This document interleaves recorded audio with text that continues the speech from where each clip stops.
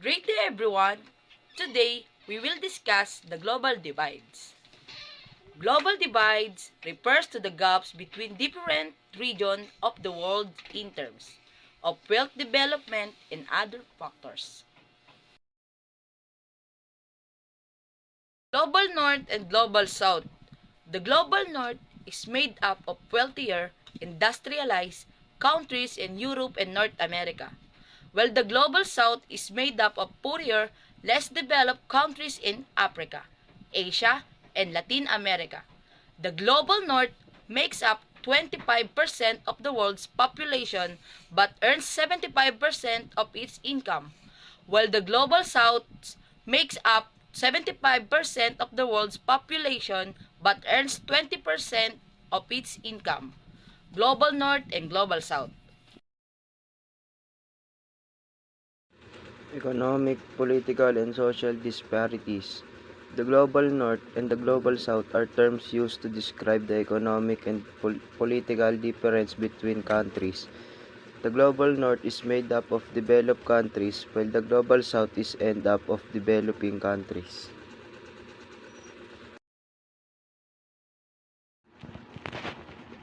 Countries in the Global North are the generally wealthier, have more advanced technology, and have more stable political systems. They are typically located in the Northern Hemisphere. Countries in the Global South are generally poorer, have fewer resources, and face more economic and social challenges. They are typically located in the Southern Hemisphere or the global periphery.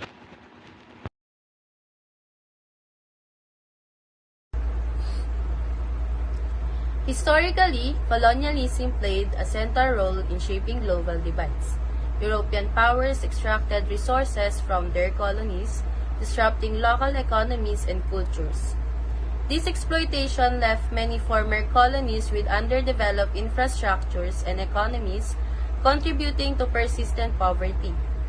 Additionally, colonial rule often entrenched racial and social hierarchies, leaving lasting divisions in political, economic, and social systems that continue to affect these regions today.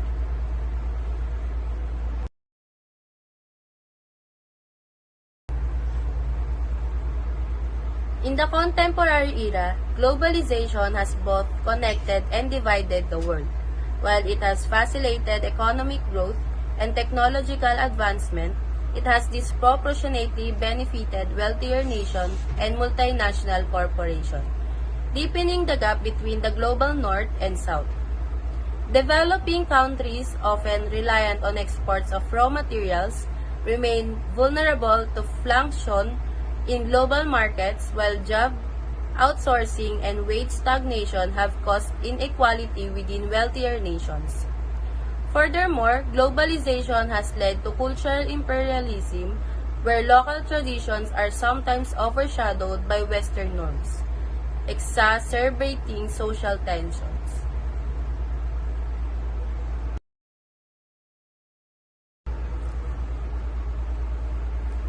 Systemic inequality persists as a major driver of global divides.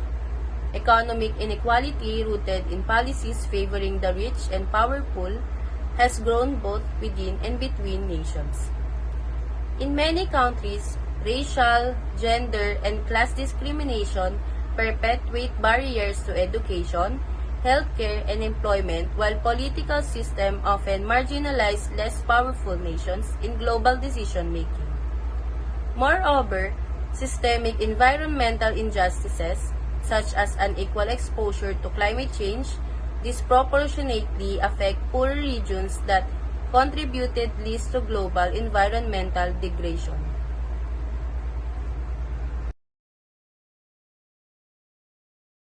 Global divides can negatively impact international trade by limiting access to markets and resources, and by reducing the transfer of knowledge.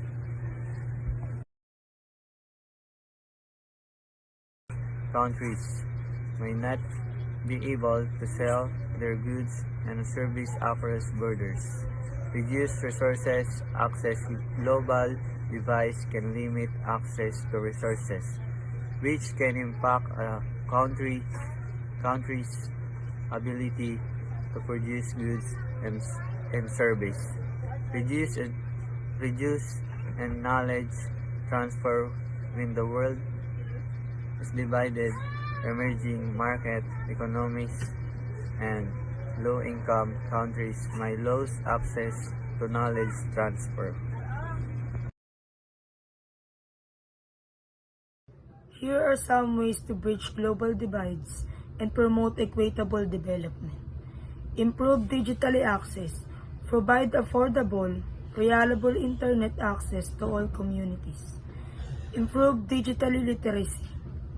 Provide training programs to help people develop digital skills. Invest in education. Provide educational pathways to use digital technologies. Support marginalized groups. Provide internet-enabled device to underserved community. Provide international cooperation. Foster fair trade and financial systems. Collaborate with private sector, companies and non-governmental organization or NGOs.